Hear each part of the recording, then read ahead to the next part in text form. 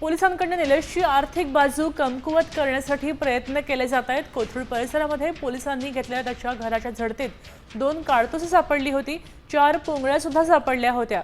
याच प्रकरणी आता घायवळ विरोधात कोथरूड ठाण्यामध्ये गुन्हा दाखल केला गेलाय। त्याच्या घराच्या झडतीत अजून एक गोष्ट सापडली आहे, एक ॲम्युनिशन बॉक्स सुद्धा सापडलेला आहे।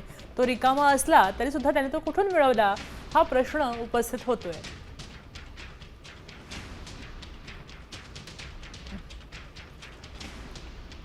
10 फ्लॅट स्वतःच्या नावावर करून खंडणी उकळल्याचा एक गुन्हा निलेश घायवळवर आहे।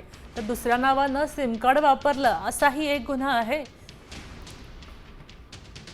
गुन्हेगारी प्रवृत्तीचे रील्स तयार केल्याप्रकरणी एक गुन्हा दाखल केलाय। एकूण 10 गुन्हे त्याच्यावर आहेत। आपण तिसरा गुन्हा पाहिला। चौथा गांजा तस्करी प्रकरणी सुद्धा गुन्हा दाखल केला गेलाय। पाचवा एका कंपनीकडून 54 लाखांची खंडणी उकळल्याचा आरोप निलेश घायवळवर आहे। 10 फ्लॅट परस्पर स्वतःच्या नावावर करून त्यांनी खंडणी उकळली आहे।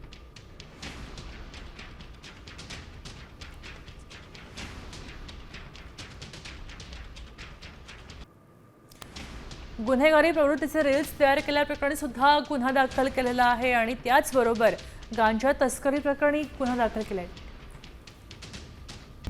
आता isakal.com आहे देशातील नंबर 1 ची मराठी न्यूज वेबसाईट। प्रत्येक अपडेटसाठी isakal.com ला नक्की भेट द्या।